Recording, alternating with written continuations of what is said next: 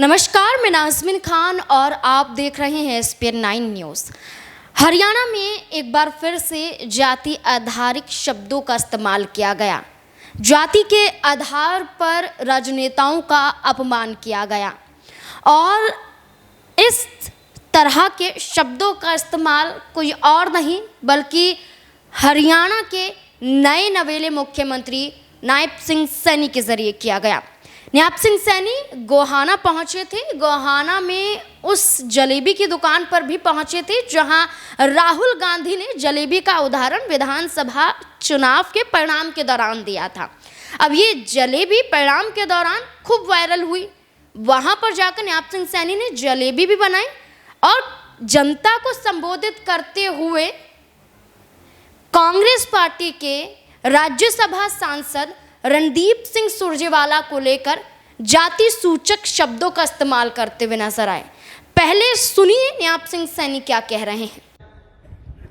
एक इनका बहुत बड़ा थिंक टैंक का सुरजेवाला साहब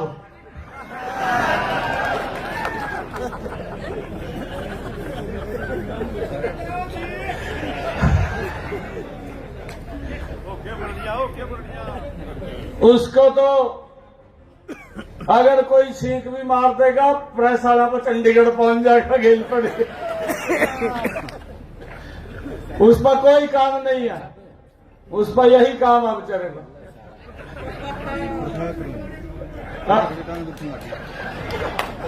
सरकारी डूमा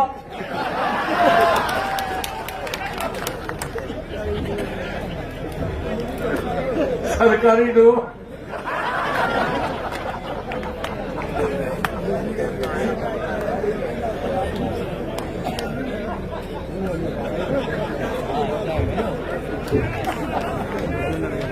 खाली आप भी कह लो स्पीकर में जो कुछ सुना।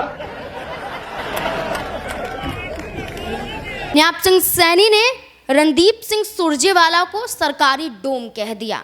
डोम पिछड़ी जातियों में एक शब्द है जो कहा जाता है, यानी कि जो दलित हैं उन दलितों को डोम भी कहा जाता है और इस तरह के शब्दों का इस्तेमाल हरियाणा के मुख्यमंत्री करते हुए नजर आए। लेकिन इस पर पलटवार रणदीप सिंह सुरजेवाला ने भी किया। क्या कुछ रणदीप सिंह सुरजेवाला कह रहे हैं, देखिए जरा।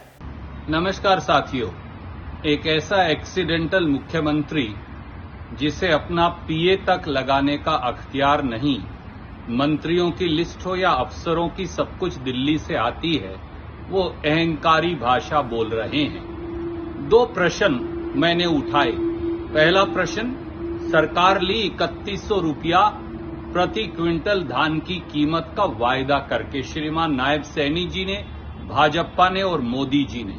वो 3100 रुपया क्विंटल जो 8 अक्टूबर से मिलना था वो कब देंगे? दूसरा सवाल था, जिस प्रकार से धान की खरीद में किसान की, मजदूर की, मंडी के आड़ती की बेकदरी हुई और राइस मिलर्स के साथ धोखा हुआ, उसका हल निकालने का। और तीसरा सवाल था एनएचएम के 15,000 कर्मचारियों से धोखे का। जैसे ही इन बातों का जवाब नहीं तो वो ऊल जलूल भाषा बोलकर दलित समाज का अपमान भी कर रहे हैं और अहंकारी टिप्पणी मुझ पर भी कर रहे हैं। मुझे तो फक्र है हरियाणा के डूम समाज पर। गरीब हैं, यही उनका कसूर हो सकता है। वो निर्धन हैं, साधनहीन हैं, ये उनका कसूर हो सकता है। पर डूम समाज के बगैर ना हरियाणा के संस्कार और ना संस्कृति चल सकती।